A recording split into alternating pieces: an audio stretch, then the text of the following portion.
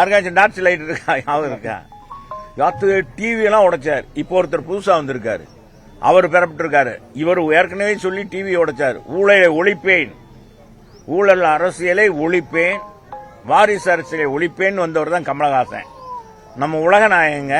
நான் அவரை தான் சொல்றேன், உலகநாயகனை தான் சொல்றேன். அந்த உலகநாயகம் டிவி மதுரையில தான் டிவி எல்லாம் உடைச்சார். டம்மாறு தான் பார்க்கறோம், எல்லாம் அசந்து போயிட்டாங்க. தமிழ்நாட்டில் புதிய புயல் இளம்பிடிச்சு உலகநாயகன் அரசியல் உலகநாயகனா மாற போறான்னு நினைச்சா கடைசியில நகைச்சுவை நடிகர் இருக்க மாதிரி ஆடிட்டார். இப்ப அங்க போய் சேர்ந்துட்டு அவரும் 15 சீட்டு கேட்கிறார். எங்களுடைய கட்டமைப்பு தெரியும். அதுல நேத்து அவருடைய கொள்கை பரப்பு செயலாளர் சொல்றாரு பாருங்க, எங்க தலைவருடைய எங்க கட்சியினுடைய அமைப்பு அவங்களுக்கு தெரியும், திமுக தலைவருக்கு. எங்க தலைவருடைய பிரச்சாரம் அதுதான் மெயின். அந்த முகத்தை தான் காமிங்க. நடிகர்ன்ற முகத்தை வச்சு ஏமாத்திடலாம், மக்களை ஏமாத்திடலாம். எல்லா பேரும் அதே சினிமா நடிகர் கூட அந்த மாதிரி பிறப்பிட்டாங்க. அப்பா பிறப்பிட்டாங்க, இந்த மாதிரி கிளப்பிட்டாங்க. நடிகர்கள்னா ஓட்டு போட்டுருவாங்க, அது கூட்டம் கூடுறதெல்லாம் வச்சுக்கிட்டு நடிப்பை வச்சு அப்பா முகத்தை பார்க்கறதுக்கு தான் மக்கள் கூட்டம் கூடுறாங்க. அந்த நேரத்தில் கைதட்டிட்டு போயிடுவாங்க. இது என்ன வானவேடிக்கை மாதிரி தான். ஒவ்வொரு நடிகரும் மேல ஜொலிக்கும். ஜொலிக்கிறதுனால அது நிரந்தர வெளிச்சம் கிடைக்குமா? நிரந்தர வெளிச்சம் கொடுக்கக்கூடியது அரசியல் இயக்கங்கள், அது கட்டமைப்பு வேணும்.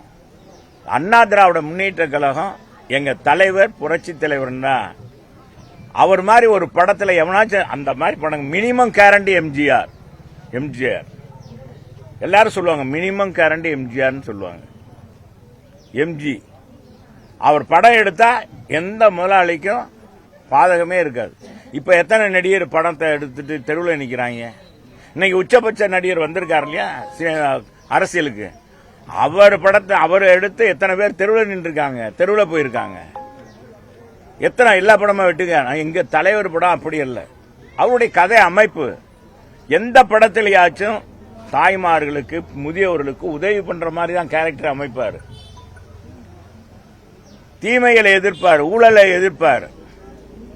அப்படிப்பட்ட அவர் ஒரு திரைப்பட நடிகர். அவர் சினிமாவுக்கு வந்தார். படிப்படியாக 52 இருந்து அரசியல் இயக்கத்தில் உழைத்து சினிமா சாட்சியை பிடித்தார்னா எல்லா பேரும் நாங்க அவரை ஆயிடுவோம் அப்படின்னு சொல்லி நினைச்சு வந்தீங்கன்னா இங்க இருக்கிறது அப்புறம் கடைசியில் காணாம தான் போக முடியும். எல்லா நடிகரும் காணாம போயிட்டாங்க. கமலஹாசன் ஏற்கனவே காணாம போயிட்டு இப்ப போய் ஒரு சீட்டை வாங்கிட்டு இப்ப 15 பில்டப் கொடுத்துருக்காங்க. அதெல்லாம் உங்களுக்கு சீட்டு இல்லை, நீங்க பேசாம இது பண்ணுங்க, இல்லைன்னா உங்க படம்லாம் தயாரிக்க முடியாதுன்னா முடிஞ்சிருவாரு. அதுவும் தெரியல.